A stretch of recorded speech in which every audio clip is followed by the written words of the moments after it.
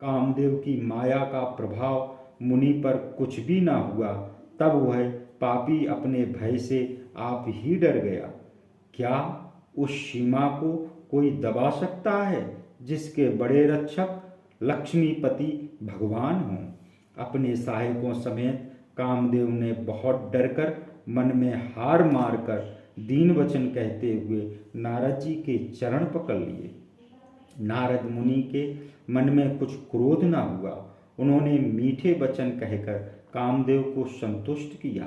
तब कामदेव अपने सहायकों सहित मुनि के चरणों में सिर नवाकर आज्ञा पाकर देवलोक को चला गया। कामदेव ने नारद मुनि की सहनशीलता और अपनी करतूत इंद्र की सभा में जाकर कह सुनाई।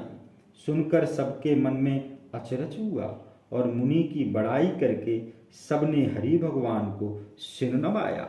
तब नारद मुनि शिवजी के पास गए। कामदेव को जीत लेने से मन में अहंकार भरा था। कामदेव के चरित्र शिवजी को सुनाए।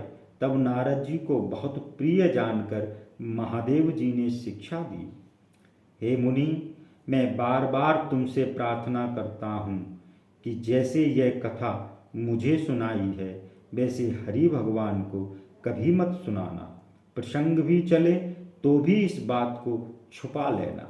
शिवजी ने हित के लिए शिक्षा दी, पर नारद जी को भली ना लगी।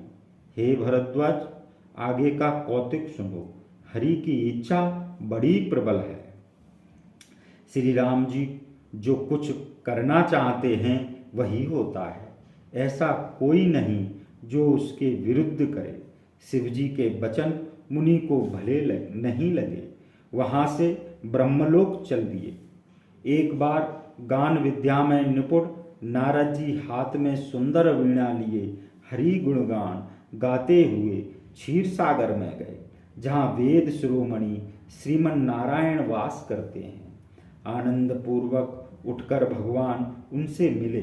फिर ऋषि के साथ आसन पर बैठ गए। चराचर के स्वामी भगवान हंसकर बोले, हे मुनि, आज आपने बहुत दिनों के बाद कृपा की। यद्यपि शिवजी ने पहले मना कर दिया था, तो भी नारद जी ने कामदेव का सारा चरित्र कह सुनाया। श्री राम जी की माया बड़ी प्रबल है। संसार में ऐसा कौन जन्मा है जिसको माया ने मोहित नहीं किया। रूखा मुंह करके श्री भगवान कोमल वचन बोले, हे नारद जी, आपका स्मरण करने से मोह, काम, मद और घमंड दूर हो जाते हैं। हे मुनि, सुनो, मोह उसके मन को होता है जिसके हृदय में ज्ञान वैराग्य नहीं होता।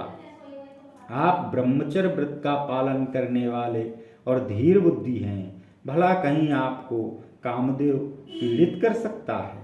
नारद जी ने अहंकार के साथ कहा, हे भगवान, यह सब आपकी कृपा है। कृपा निधान भगवान ने मन में विचार करके देखा कि नारद जी के हृदय में अहंकार रूपी भारी वृक्ष का अंकुर निकल आया है। मैं उसे तुरंत ही उखाड़ डालूंगा।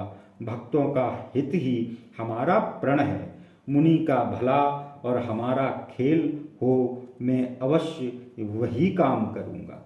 तब नारद जी भगवान के चरणों में सर नवाकर हृदय में अभिमान भरे हुए चल दिए। तब श्रीपति भगवान ने अपनी माया को भेजा। अब उसकी कठिन करनी सुनो। उसने मार्ग में 400 कोस एक नगर बना दिया। लक्ष्मी निवास भगवान के बैकुंठ से भी अधिक भांत भांत की बनावट उस नगर में थी। उस नगर में सुंदर स्त्री पुरुष कामदेव और रति के समान शरीर धारण किए वास करते थे। उस नगर में शील निधि राजा रहता था, जिसके असंख्य घोड़े, हाथी और बहुत सी सेना थी। 100 इंद्रों के समान उसका ऐश्वर्य और विलास था। वह रूप, बल और नीत का घर था। उस राजा के विश्व मोहिनी नाम की एक कन्या थी, जिसका रूप देखकर लक्ष्मी जी मोहित हो जाए। वह सब गुणों की खान भगवान की माया ही थी। क्या उसकी शोभा बखानी जा सकती है।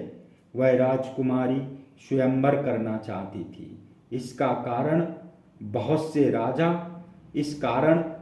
से राजा वहां आए हुए थे।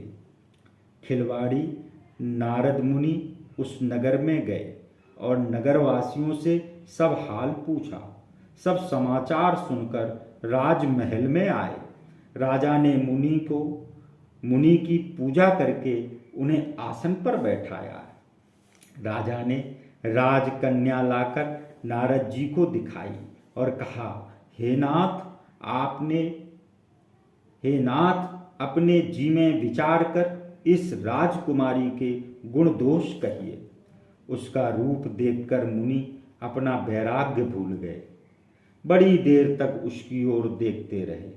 उसके लक्षण देखकर अपने को भूल गए।